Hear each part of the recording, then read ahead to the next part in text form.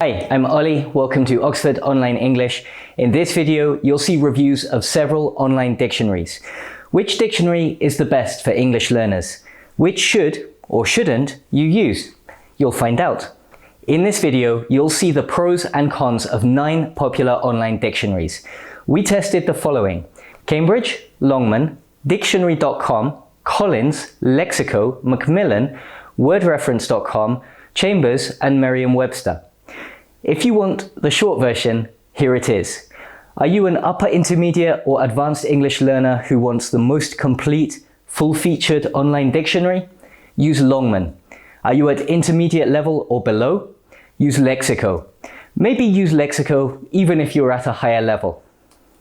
You want to know why or how we tested or why you perhaps shouldn't use some of these other dictionaries? Keep watching. We created 6 tests for each online dictionary based around looking up common verbs like talk, go, pick, and so on. We chose these verbs because they have many different meanings as well as many phrasal verbs and idioms based on them. In this video, we'll focus on the verb talk. So, what were the 6 tests? The first test was for completeness. Does the dictionary give you every definition of a word? The second test. Does the dictionary give you definitions of phrasal verbs, collocations, and idioms related to the word you look up? Test 3. Does the dictionary explain the difference between UK and US pronunciation and usage? Test 4. Does the dictionary explain verb structures and complements? For example, you can talk to someone, talk with someone, talk about something, and talk of something. Test 5. Can you look up phrasal verbs and idioms directly? With some dictionaries, if you try to look up a phrasal verb like put down, it will redirect you to the root verb put. This makes it harder to find the information you need. Good online dictionaries let you look up phrasal verbs and idioms directly. Test 6. Is the information presented in a clear, organized way? And is the dictionary website easy to use? This test is more subjective, of course. Finally, we looked for any other features which might be useful for English learners. Remember, if you want to see the full test results, check out the page on our website. If you're watching on YouTube, you can find a link in the video description. So, how did our 9 dictionaries do? Cambridge didn't do very well, which is a shame because it had been my go-to online dictionary before I started making this video. Firstly, it is not complete. It doesn't contain all the possible definitions of a word. Plus, it doesn't have a complete list of related phrasal verbs, idioms, and collocations. On the other hand, for beginners or intermediate learners, there are some good example sentences. The definitions are well written and clear. It does also show the UK and US pronunciation of a word, with audio, so that's a positive. It doesn't clearly show verb complements and structures. Overall, I can't recommend it. One of the biggest problems is that 3 different dictionaries are combined on one page. There's a British English dictionary, an American English dictionary, and a business English dictionary. This makes it confusing to use because different information is in different places and not always where you might expect it. I won't spend more time on it because there are much better dictionaries you can use. Longman was number 1 in our tests. It's by far the most complete dictionary I found. It contained all the information you might need, every definition of the word, possible verb complements, phrasal verbs, idioms, everything you might need is there. Not only that, but they have example sentences and many example sentences have audio, at least for some words. That makes it a great resource for practicing pronunciation. At the bottom of the page, they also have a large number of examples taken from natural English texts. You can look up phrasal verbs and other word combinations directly. Even the longer phrase, "know what you're talking about," has its own entry with dedicated examples. That's impressive. When you're learning English, you'll often hear that you need to learn language in chunks. This is good advice, so it's great that there are dictionaries which can help you to do this. There's one minor criticism. It gives you the UK and US pronunciations of a word, but it doesn't clearly show which is which. For reference, the UK pronunciation is given first and the US pronunciation second. Longman also has a number of useful features for English learners. If you look up a verb, you can find a verb tense table which lists all the forms and tenses. Finally, it has a good thesaurus which gives you alternative words and also explains what they mean and how they're different from the base word. Generally, I found Longman one of the easiest dictionaries to use. Information is organized and presented nicely, and the page is relatively clean without unnecessary clutter. Dictionary.com isn't really a dictionary in its own right. Instead, it collects information from many dictionaries. In summary, I don't recommend it for English learners. It's reasonably complete, although you won't find much information on idioms and collocations. More importantly, the information is not well organized. A lot of info is hidden behind "see more" links, but there doesn't seem to be any logic to what's hidden and what's displayed immediately. Plus, because it collects information from different dictionaries on a single page, the information is divided into different sections, but not in a logical way. This makes it harder to find what you need. It doesn't do a good job of showing related phrasal verbs, idioms, and collocations. You also can't look up phrasal verbs directly, which is a big disadvantage. Collins has some positive features. It scored 4 out of 5 for completeness. It has clear explanations with examples for each definition. However, a couple of things could be better. Our test word, talk, can be both a noun and a verb.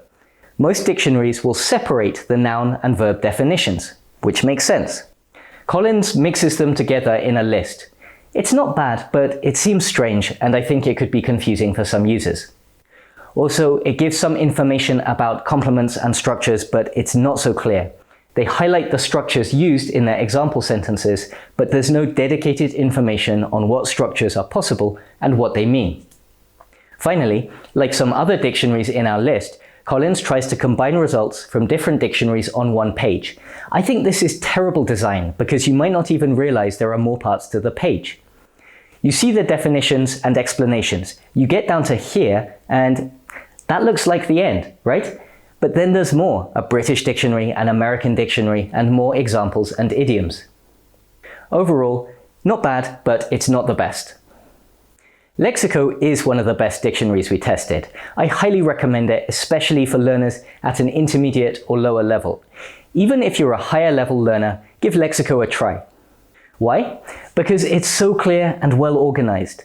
For example, it gives you one example sentence for each definition, but you can also click to see more if you want. That's a really nice feature. You just need a simple example? You can have it. You want more? You can have that too. In general, Lexico does the best job of presenting a large amount of information in a clear, logical way. However, it's also fully complete. Only 2 dictionaries scored 100% in our completeness tests, Longman and Lexico. Plus, information on phrasal verbs, collocations, and idioms is nicely separated, and you can look up longer phrases directly.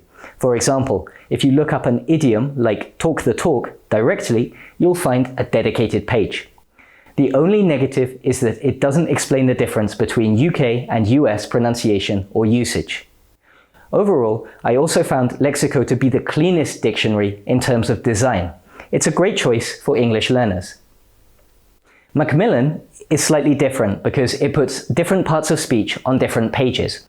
So if you look up talk, you'll see definitions for the verb only.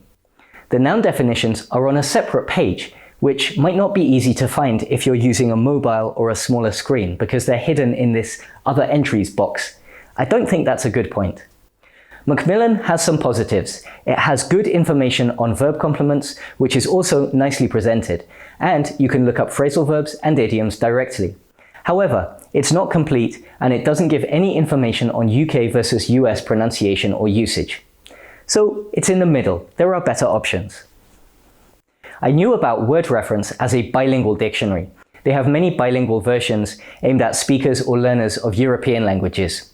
However, they also include a monolingual English dictionary. Is it any good? It has some advantages, but overall, not recommended. Like Dictionary.com, word reference collects information from multiple dictionaries, but this means you have too much information on one page, some of which is repeated, and it's hard to find what you need. You also can't look up phrasal verbs or idioms directly.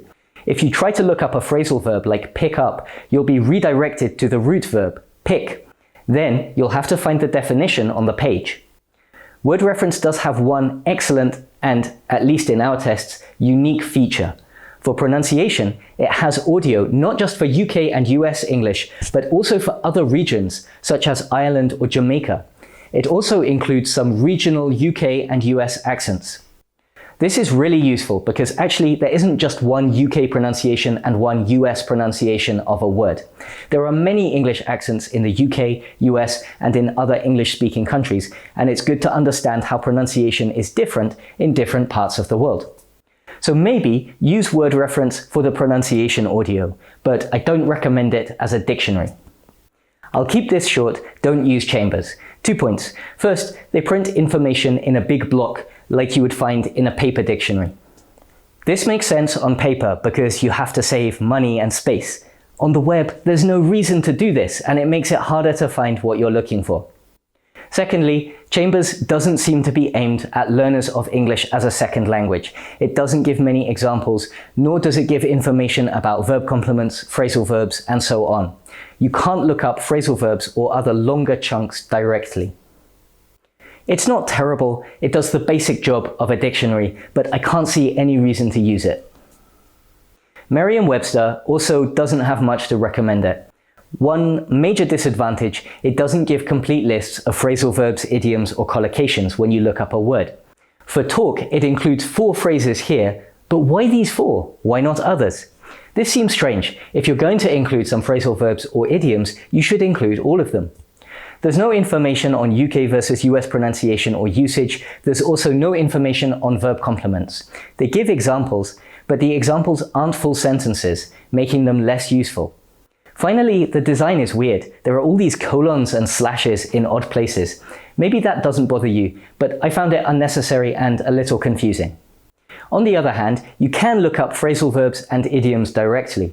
Also, it has real-life examples which are pulled from the internet, although they aren't always accurately classified. For example, some of the examples for talk as a verb are actually the noun form. Having reviewed these dictionaries, I've switched my go-to online dictionary from Cambridge to Longman and Lexico. Honestly, I was surprised at how badly Cambridge came out of these tests.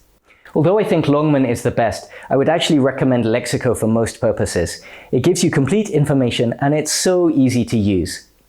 What about you? Which dictionary do you use? Are you planning to switch to a new one? Do you have anything to add to our reviews? Let us know in the comments. Thanks for watching.